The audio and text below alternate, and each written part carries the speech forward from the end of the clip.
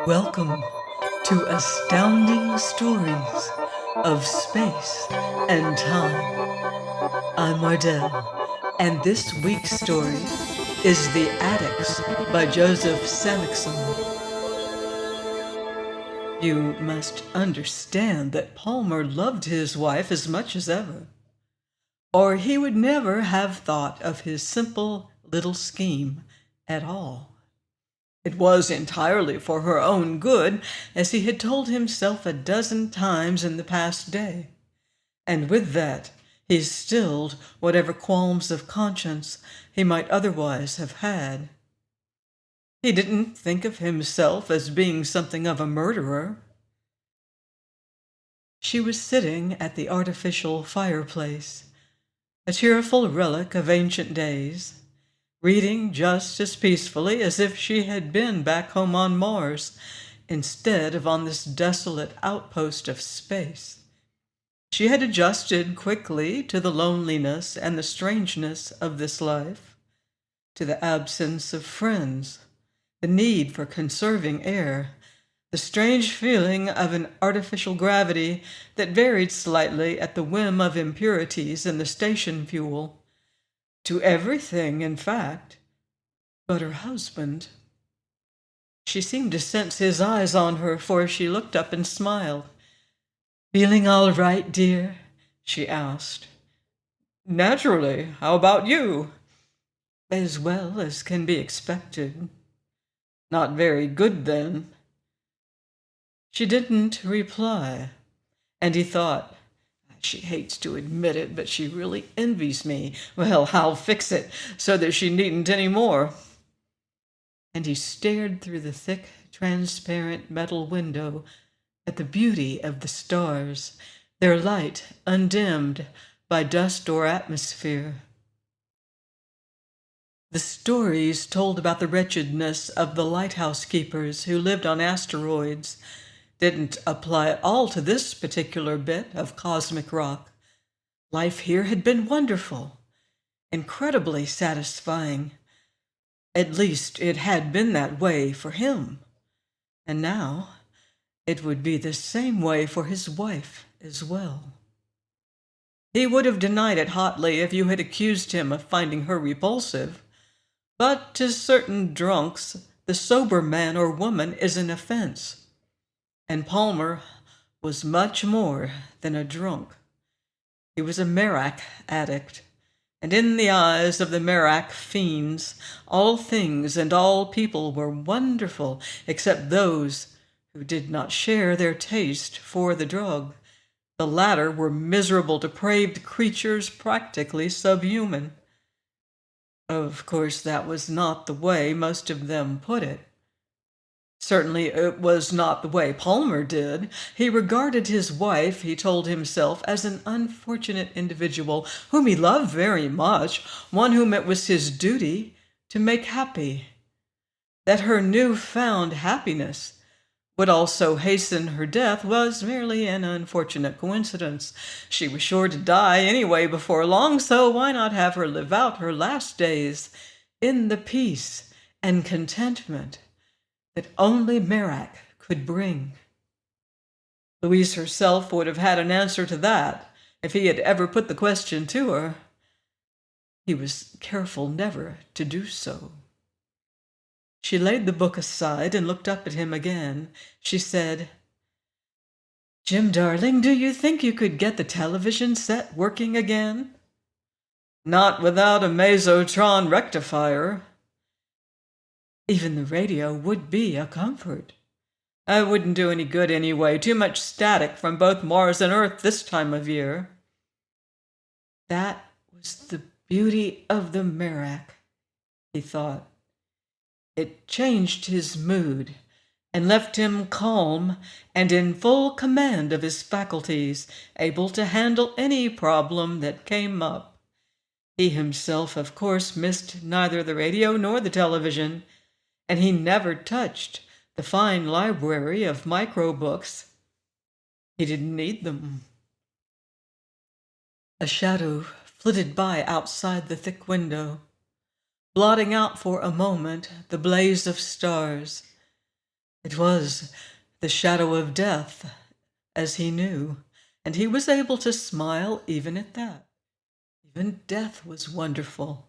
When it finally came, it would find him happy. He would not shudder away from it as he saw Louise doing now at the sight of the ominous shadow. He smiled at his wife again, remembering the 6 years they had lived together. It had been a short married life, but again the word suggested itself to him, a wonderful one. There had been only one quarrel of importance in the 2nd year, and after that they had got along perfectly. And then 2 years ago he had begun to take Merak, and after that he couldn't have quarreled with anyone. It was a paragon among drugs, and it was one of the mysteries of his existence that anybody should object to his using it. Louise had tried to argue with him after she had found out, but he had turned every exchange of views into a peaceful discussion which, from his side at least, was brimming over with good humor. He had even been good-humored when she tried to slip the antidote into his food. It was this attitude of his that had so often left her baffled and enraged, and he had a good chuckle out of that too. Imagine a wife getting angry because her husband was too good-natured. But she was never going to get angry again. He would see to that. Not after tonight. A big change was going to take place in her life. She had picked up another book, and for the moment he pitied her. He knew that she wasn't interested in any books. She was merely restless, looking for something to do with herself, seeking some method of killing time before the shadows outside killed it for her for good and all. She couldn't understand his being so peaceful and contented, doing nothing at all. She threw the second book down and snarled. Yes, that was the word. "You're such a fool, Jim. You sit there smug and sure of yourself, your mind blank, just waiting for them to kill you and me. And you seem actually happy when I mention it." "I'm happy at anything and everything, dear." "At the thought of dying, too?" "Living or dying, it doesn't make any difference, whatever happens. I'm incapable of being unhappy." "If it weren't for the drug, we'd both live. You'd think of a way to kill them before they killed us." "There is no way." "There must be. You just can't think of it while the drug has you in its grip." "The drug doesn't have you, dear?" he asked without sarcasm.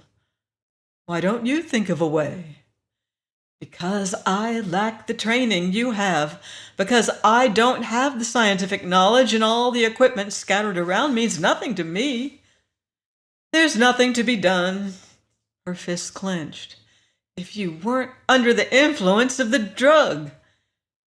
"You know that it doesn't affect the ability to think. Tests have shown that." "Tests conducted by addicts themselves." "The fact that they can conduct the test should be proof enough that there's nothing wrong with their minds." "But there is!" she shouted. "I can see it in you. I know that you can still add and subtract. You can draw lines under two words which mean the same thing, but that isn't really thinking.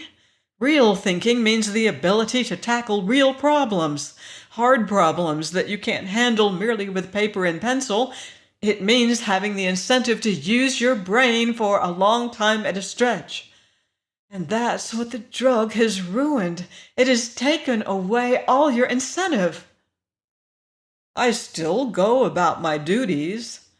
"Not as well as you used to, and even at that, only because they've become a habit. Just as you talk to me because I've become a habit. If you'd let me give you the antidote." He chuckled at the absurdity of her suggestion. Once an addict had been cured, he could not become addicted again. The antidote acted to produce a permanent immunization against the effects of the drug. It was the realization of this fact that made addicts fight so hard against any attempt to cure them. and she thought she could convince him by argument. He said, "You talk of not being able to think." "I know," she replied hotly. "I'm the one who blunders. I'm the fool arguing with you, when I realize that it's impossible to convince a Merak addict." "That's it." He nodded and chuckled again, but that wasn't quite it. For he was also chuckling at his plan. She had thought him unable to tackle a real problem. Well, he would tackle one tonight. Then she would simply adopt his point of view, and she would no longer be unhappy. After she had accepted the solution he had provided, she would wonder how she could ever have opposed him. He fell into one of his dozes, and hardly noticed her glaring at him. When he came out of it at last, it was to hear her say, "We have to stay alive as long as possible for the sake of the lighthouse." "Of course, my dear, I don't dispute that at all. And the longer we stay alive, the more chance there is that some ship will pick us up." "Oh, no, there's no chance at all," he asserted cheerfully. "You know that as well as I do. No use deceiving yourself, my love." That, he observed to himself, was the way of non-addicts. They couldn't look facts in the face. They had to cling to a blind and silly optimism which no facts justified. He knew there was no hope. He was able to review the facts calmly, judiciously, to see the inevitability of their dying, and to take pleasure even in that. He reviewed them for her now.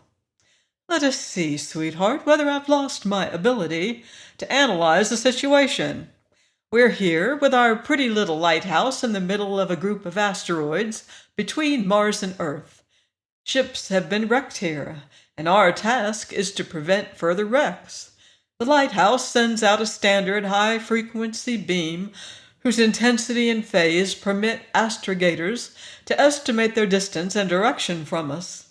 Ordinarily, there's nothing for us to do, but on the rare occasions when the beam fails, that will be the end.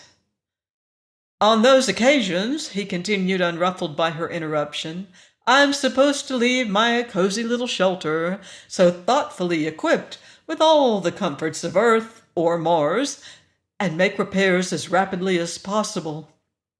Under the usual conditions, lighthouse keeping is a boring task. In fact, it has been known to drive people insane. That's why it's generally assigned to happily married couples like us, who are accustomed to living quietly without excitement. And that," she added bitterly, "is why even happily married couples are usually relieved after 1 year." "But darling," he said, his tone cheerful, "you mustn't blame anyone. Who would have expected that a maverick meteor would come at us and displace us from our orbit? And who would have expected that the meteor would have collided first with the outer asteroids and picked up a cargo of those?" He gestured toward the window where a shadow had momentarily paused. By the light that shone through, he could see that the creature was relatively harmless looking. It had what appeared to be a round, humorous face, whose unhumorous intentions would be revealed only at the moment of the kill. The seeming face was actually featureless, for it was not a face at all. It had neither eyes, nor nose, nor mouth. The effect of features was given by the odd blend of colors, almost escaping notice because of their unusual position and their dull brown hue, were the stomach fangs in neat rows, which could be extended and retracted like those of a snake. He noticed that Louise had shuddered again and said, in the manner of a man making conversation, "Interesting, aren't they? They're rock breathers, you know. They need very little oxygen, and they extract that from the silicates and other oxygen-containing compounds of the rock." "Don't talk about them." "All right, if you don't want me to. But about us, you see, my dear, no one expected us to be lost, and even if the lighthouse service has started to look for us, it'll take a long time to find us. We have food, water, air. If not for those beasts, we'd last until a rescue ship appeared. But even a rescue ship wouldn't be able to reach us unless we kept the beam going. So far, we've been lucky. It's really functioned remarkably well. But sooner or later, it'll go out of order, and then I'll have to go out and fix it. You agree to that, don't you, Louise, dear? She nodded. She said quietly, "The beam must be kept in order." "And that's when the creatures will get me," he said almost with satisfaction. "I may kill one or two of them, although the way I feel toward everything, I hate to kill anything at all. But you know, sweetheart, that there are more than a dozen of them altogether, and it's clumsy shooting in a spacesuit at beasts which move as swiftly as they do." "And if you don't succeed in fixing what's wrong, if they get you—" She broke down suddenly and began to cry. He looked at her with compassion and smoothed her hair, and yet under the influence of the drug he enjoyed even her crying. It was, as he never tired of repeating to himself and to her, a wonderful drug. Under its spell, a man or a woman could really enjoy life. Tonight, she would begin to enjoy life along with him. Their chronometer functioned perfectly, and they still regulated their living habits by it, using Greenwich Earth time. At 7 in the evening, they sat down to a fine meal. Knowing that tomorrow they might die, Louise had decided that tonight they would eat and drink as well as they could, and she had selected a Christmas special. She had merely to pull a lever, and the food had slid into the oven to be cooked at once by an intense beam of high-frequency radiation. Jim himself had chosen the wine and the brandy. One of the peculiarities of the Merak was that it did not affect the actual enjoyment of alcoholic drinks in the slightest, and one of the sights of the solar system was to see an addict who was also drunk. But it was a rare sight, for the Merak itself created such a pervading sensation of well-being that it often acted as a cure for alcoholism. Once an alcoholic had experienced its effect, he had no need to get drunk to forget his troubles. He enjoyed his troubles instead. He drank the alcohol for its own sake, for its ability to provide a slightly different sensation, not for its ability to release him from an unhappy world. So tonight Palmer drank moderately, taking just enough, as it seemed to him, to stimulate his brain, and he did what he now realized he should have done long ago. Unobserved, he placed a tablet of Merak in his own wine glass, and one in Louise's. The slight bitterness of taste would be hardly perceptible. After that, Louise would be an addict too. That was the way the Merak worked.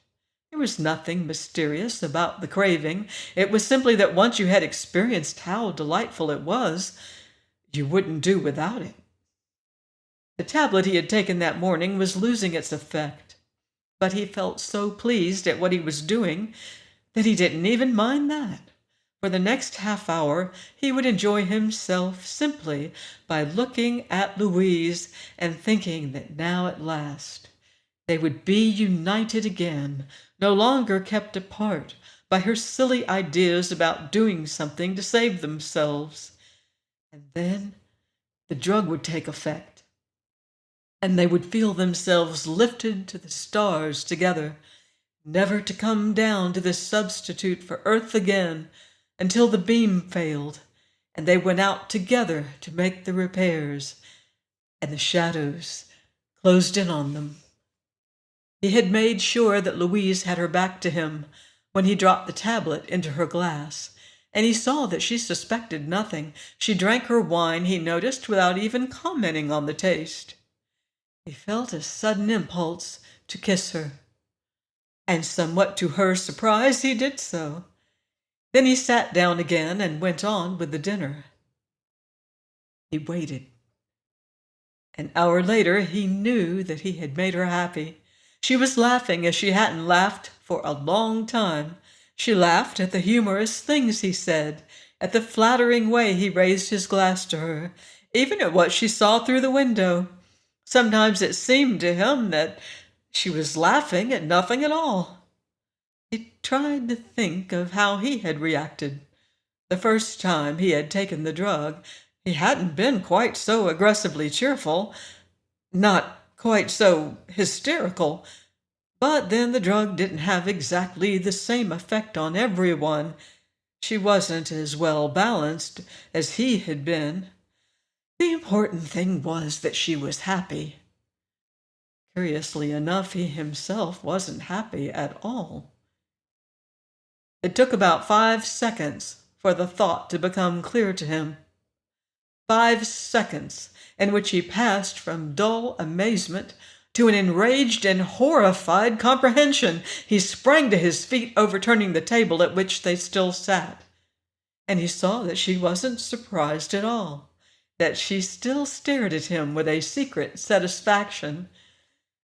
"You've cured me!" he cried. "You fed me the antidote!" And he began to curse. He remembered the other time she had tried it, the time when he had been on the alert and had easily detected the strange metallic taste of the stuff. He had spat it out, and under the influence of the drug from which she had hoped to save him, he had laughed at her.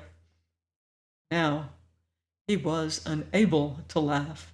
He had been so intent on feeding the tablet to her that he had forgotten to guard himself, and he had been caught. He was normal now, her idea of being normal, and he would never again know the wonderful feeling the drug gave. He began to realize his situation on this horrible, lonely asteroid. He cast a glance at the window and at what must be waiting outside, and it was his turn to shudder. He noticed that she was still smiling. He said bitterly, "You're the addict now, and I'm cured." She stopped smiling and said quietly, "Jim, listen to me. You're wrong. Completely wrong. I didn't give you the antidote, and you didn't give me the drug. I put it in your wine glass myself." She shook her head. "That was a tablet I substituted for yours. It's an antivirus dose from our medicine chest. You took one of the same things. That's why you feel so depressed. You're not under the influence of the drug anymore." He took a deep breath. "But I'm not cured." "No, I knew that I wouldn't be able to slip you the antidote. The taste is too strong. Later you'll be able to start taking the drug again, that is, if you want to, after experiencing for a time what it is to be normal. But not now. You have to keep your head clear. You have to think of something to save us." "But there's nothing to think of," he shouted angrily. "I told you that the drug doesn't affect the intelligence." "I still don't believe you. If you'd only exert yourself, use your mind," he said savagely. "I'm not going to bother. Give me those Merrick tablets." She backed away from him. "I thought you might want them. I took no chances. I threw them out." "Out there?" A horrified and incredulous look was on his face. "You mean that I'm stuck here without them?" "Louise, you fool! There's no help for us. The other way at least would have died happy, but now—" He stared out the window. The shadows were there, in full force. Not one now, but 2, 3. He counted 6. It was almost as if they knew that the end had come. They had reason to be happy, he thought with despair, and perhaps he shrank back from the thought, but it forced itself into his mind. Perhaps, now that all happiness had gone, and wretchedness had taken its place, he might as well end everything. There would be no days to spend torturing himself in anticipation of a horrible death. Louise exclaimed suddenly, "Jim, look! They're frolicking!" He looked. The beasts were certainly gay. One of them leaped from the airless surface of the asteroid and sailed over its fellow. He'd never seen them do that before. Usually they clung to the rocky surface. Another was spinning around oddly, as if it had lost its sense of balance. Louise said, "They've swallowed the tablets. Over 100 doses, enough to drug every beast on the asteroid." For a moment, Palmer stared at the gambling alien drug addicts. Then he put on his spacesuit and took his gun, and without the slightest danger to himself, went out and shot them one by one. He noted, with a kind of grim envy, that they died happy.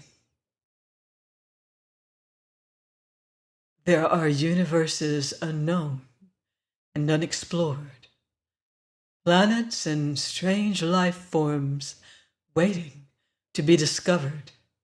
The mysteries of time and space, a riddle yet to be solved. Join me here next week for another exciting adventure on astounding stories of space and time. Until then, watch the skies.